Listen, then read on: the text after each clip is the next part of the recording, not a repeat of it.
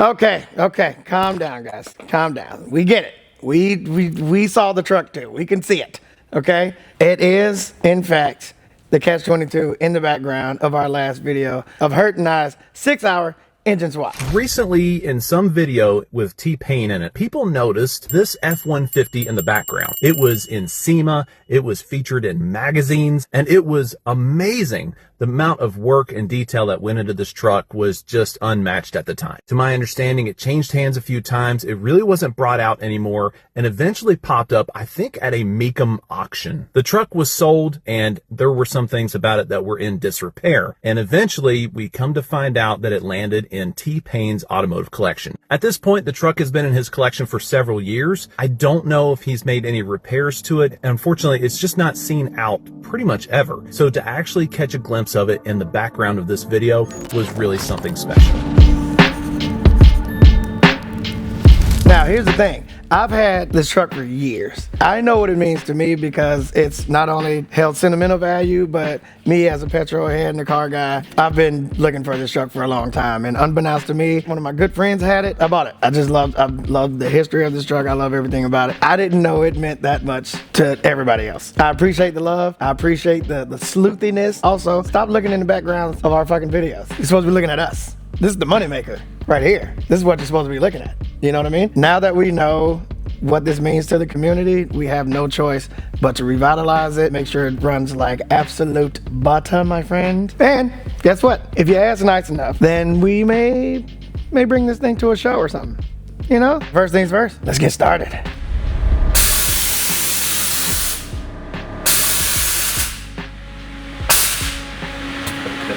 The front. The buttons don't work. It's going up. That's supposed to be down. You pressing the single down? I'm pressing all the downs. It's down, okay? Oh, I see what's happening. Never mind. Sorry. There's a front and back for each thing. I remember, not a front and back for the whole. I remember my first time airing a truck down. You know what? Shoot it again. Let's do it again.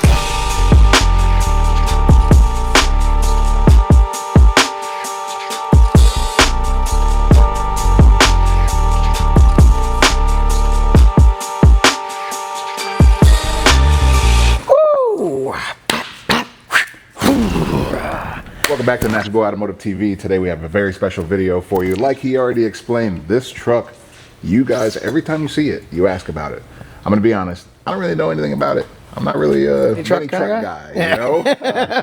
But obviously, if I took a car and turned it into a truck, I mean, I feel like this is I feel like it's my thing. This one specifically. And it would actually be orange. So that would be cool. So this thing is called Catch-22. It was built 30 years ago. It's a different name back then. What was it? I can't remember, but it's Catch-22. Tucking 22 or tucking 20s. Who is that? Tucking 20s. Who's that? That's the man who built the truck. There, come on.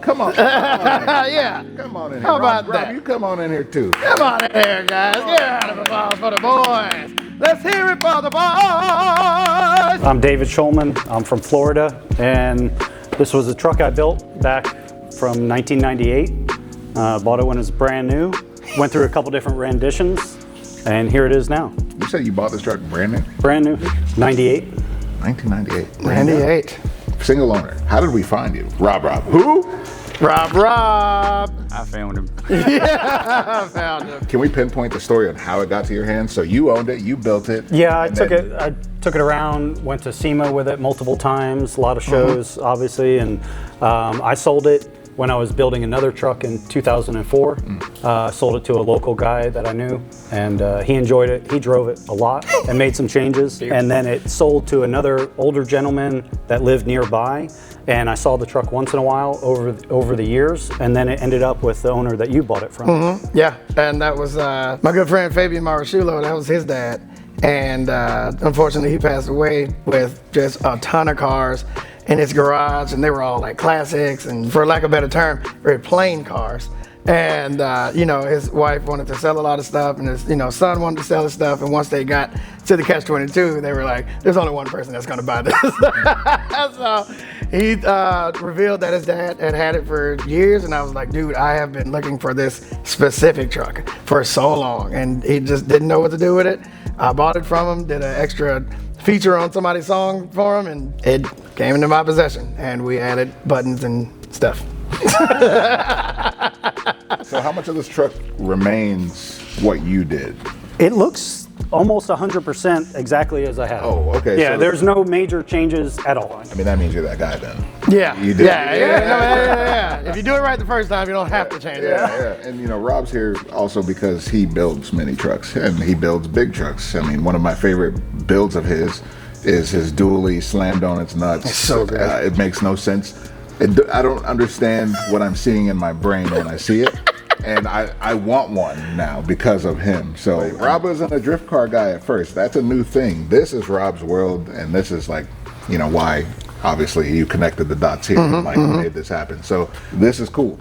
I like this. This is very cool. So tell us about this truck. Tell us why you built it. I mean, I've been into cars since I was 16, and I had a Ford Explorer first, and then built that up for 6 years, and then wanted to get a full-size truck. And back then, the biggest wheels were 20 inches. That's the biggest that they had back then. I started off first with 17s and bags, and then put 20s on it. And then that's when it was blue. It was called Tuckin' 20s. It was the license plate, my email address, everything. And it was a lot of fun. I drove it a lot. See, you make me not feel bad about making my car my entire identity. You know, it's like I feel good about it. I feel good about everything. You gotta do that with good cars, though. Yeah. You gotta do it with, Well, this one's got some orange on it, so you know, that's good. It's got a lot more orange on it than anything he owns. Trust me. It's he thinks that's orange. He thinks that's It's orange. just- This still looks orange. Yeah, that's a different orange. There's different, we're different blacks. Like it's a thing now. It's a thing. There's different shades. I mean, the truck's got a lot of different mods to it. It's got a Ford Expedition front end on it, suicide driver's door. The tailgate is one piece, swings open to the side. Wait, I'm gonna slow you down. And Pop the door.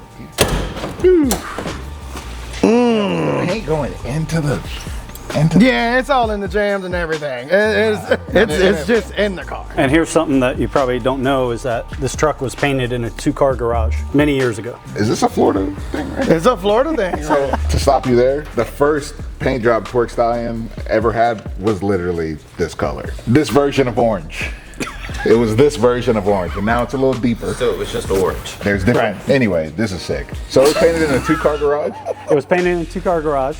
And the first time I took it to SEMA was 2003. It didn't have any of the door jambs painted, and it also, you could feel all of the graphics. There was like tape lines. I freaked out because I picked it up from the painter, and it was a mad rush to get it to the show and everything. So everyone gave me a lot of crap on the first year. Wait a minute. Cut this off for a second. Yeah. Hold on. You got this painted, and then they came back and did the jams, and it still lines up like this? Yeah, that's how you always do. That's great. Back at SEMA in 03, nothing worked. Nothing worked. Only the suspension, and back then that's it normal. That's SEMA. That's normal. yeah, exactly. And it had hydros in it back then. Oh. It had 2 pumps in the Oh, bed. man. Okay. But then in 04, we switched it to bags, and we got everything working and finished the paint job. And that year, I won a bunch of awards. I got invited into a special Dunlop party. People Nice. like Chip Foose were there, and big car guys, and everyone was tripping out over the air horns on it. They were blowing the air horns all night. That in is the- my favorite still thing. in the ball That's room. my favorite thing. Still works. Very nice. You know how the one thing people don't recognize or realize about the truck, the way I built it, was that suicide driver's door, I've always loved the doors opening suicide. Yeah. And the other side had the third door, so you couldn't really do it. And I didn't Yeah. want to weld it up. So one of the things is that when the truck is open at a show, you're walking around it, you're always looking inside the truck. So the way the tailgate is, always that's why. seeing inside of it. Yeah, so it's, you know, the tailgate hinged on one side. Yep. There's a reason. Damn. You're So- always seeing inside. God. And one of the things people don't realize too is that on the bed sides here, this whole section right here was cut and raised up to fit the wheels at the time. So it's like tubbed on the outside. Yes. That is And this is all fiberglass. My friend built it, built most of this truck. He's really good. That's why the door still works and opens, right. you know, all these years later. Dude, this thing is pretty So- nuts. Like the bumper molded into the bed. Yeah. Yeah, we shaved all the That's the corners, steps. Step shavers. steps, and then we molded the top of the bed in, and then it's sheet metal on the inside of the bed. The second owner, or the first owner after me, motorized the wheel, which was kind of neat. Yeah, it was a nice touch. Great. Wrong button. Wrong button. Wrong one. You won't know which button it is. Wrong button. I was trying to spin that. Watch y'all put horn on the button. We could label it. Horn. No, I was trying to spin the. It's too funny. It's the button that's not on. It's on the other side. It's the button that doesn't have a light on it. There it is. There it goes. There it is. Oh my God. Why? Good job. So the alligator that's in the seats is actually, I bought it from Gatorland. Oh, like an actual. Yeah, a real alligator with a tag and everything. And the other thing, all the airbrushing on it was done freehand. So all the skulls, That is cool. the alligator, when he did it, he taped a piece of alligator from the seats to the side of the truck as he sat as a there. reference? Yeah. And then he had a full-size skull head Oh, wow. that he would put next to it as he would airbrush. That's insane. So to go back to the door jams, you were talking about somebody coming back and doing the door jam class. So there are still hundreds of people out there that, like, if you wanted to redo every bit of this, They can still. they could fix this piece and then re-clear everything, and you would never know they were there. That's crazy. And when he first told me about putting the green on the truck, I really freaked out. But the green sets it off. Right. Yeah, if I'm just hearing somebody like, okay, we're going to paint it orange, but then we're going to put lime green and yellow and a little bit of gator on there. And it's like, dude, I'm going to find somebody else. It fits so well. Yeah. No, this thing is rowdy, dude. So basically, you just love trucks? Oh yeah, I love cars, trucks. Yeah. My current ride is a 2019 Lincoln Navigator on 26s bodied. That's what I'm talking about. 410s and a motorized hidden jewelry tray in the back. This man is Florida. When you were building this, did you ever picture that 30 years later it would be a thing where in the background of a YouTube video, someone would be like, oh my God, I love that truck? No, I mean, it gained a lot of traction in 2004 when it really was finished, and I started taking it around to all the shows. And that's when I realized one of the first shows I took it to was a huge show back then called Showfest in Mississippi, and it won Best of Show. And it beat out everybody. And I beat guys from Texas, California. That's cool. And I had never had anything like this. This was the first time I was able to build something to this caliber. Yeah, it's kind of shocking that it's still here and still looks this good. Functioning. So, yeah, functioning, yes. So I need you truck people to explain something. Truck people? How come you guys don't do anything to the engine? Yeah, back then the only thing that people did was maybe you bolted on a supercharger, but since I had bought it with a V6, at the time money was tight and I wanted to do all this other mods, I didn't care about going fast, I cared about looking cool. Sure. Got to see it. So, I mean, it's just like any other sport, drifting.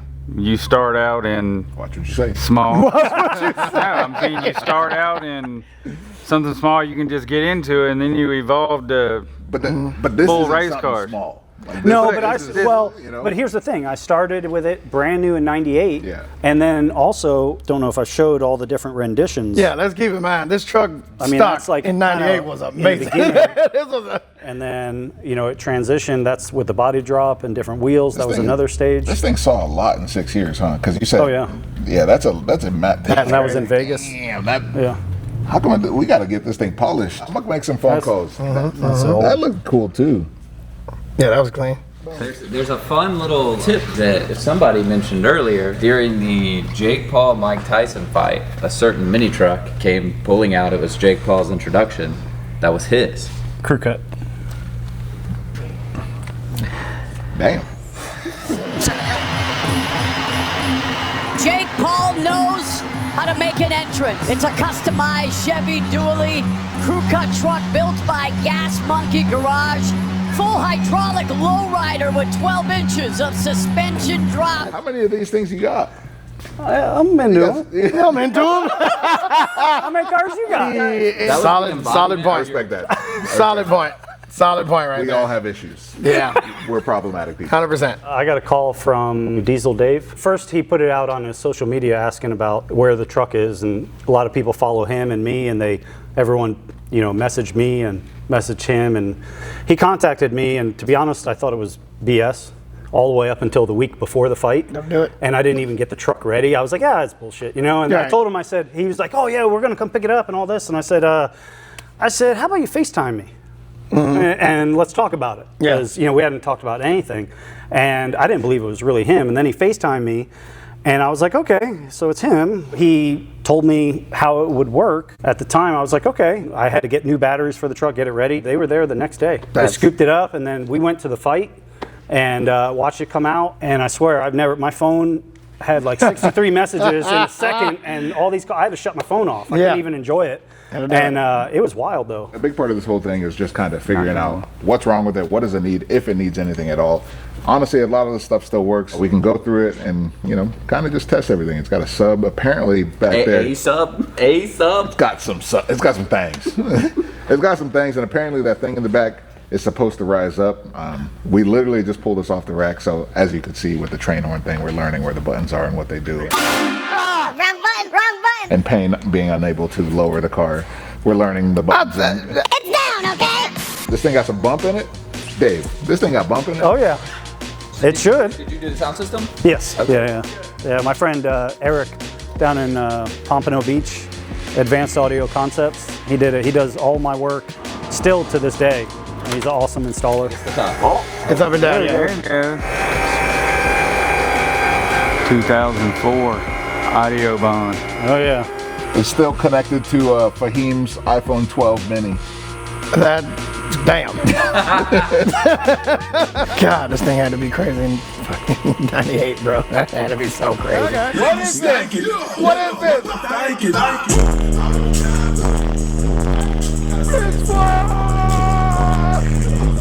Fire. All right, so the music works. Amp rack works. Amp rack works. That's cool. Lights up and stuff. Dude, that was a different time, huh? The early 2000s, like Automotive was Autobahn, huh? different.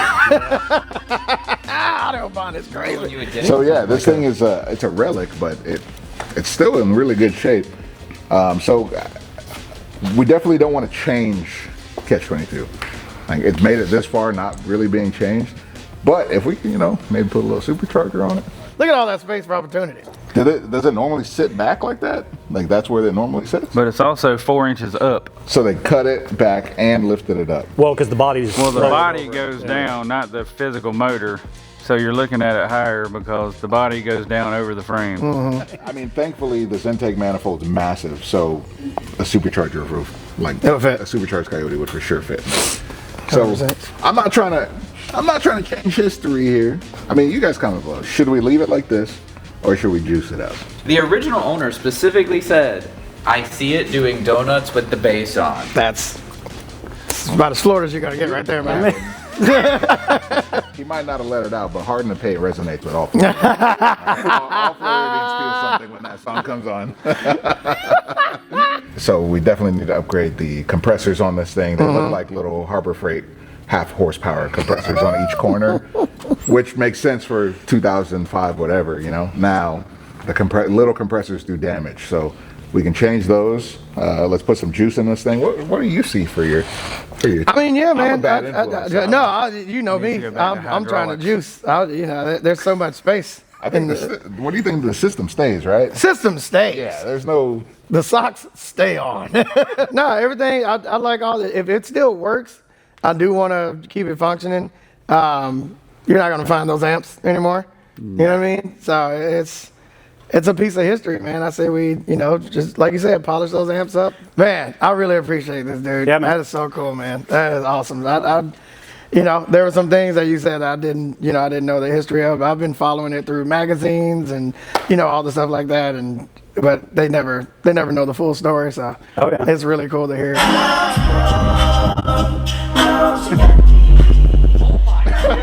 Those first three never resonated with anything, and then those last six 808s I put in there, I know when it's coming. I feel like, I mean, obviously there's different styles of things, but like you crafting that song and him crafting this truck, like those are your babies, you know? 100%. That's crazy. If Hurt and I would have met when we were 19, this would have been the first thing we built together. 100%. This would have been the first thing we built together, and we would have not had a choice. Dave, Thank you again for your time. Yeah, thanks for having me. Thank you so much, man. Thanks for Thank you. building this. This thing is sick. I can't wait to see what you guys do with You're it. seeing it now. Yeah. You're seeing this is what we're gonna do to it. It's gonna be clean the next time you see it. We're gonna, Okay. as usual, you know, like, subscribe, comment, nappyboy.store if you want to get some merch while you still can. New drop coming very soon. Stay tuned. If you like the videos, let us know. If you don't like the videos, go away. Or also let us know that. No, just. But don't just say you don't like videos. Constructive criticism. Say how to fix it. Don't just say, oh, this sucks. Say, oh, this sucked. Here's how you can improve it. Help. Don't just go away. And then go away. And then 100% yes, go away.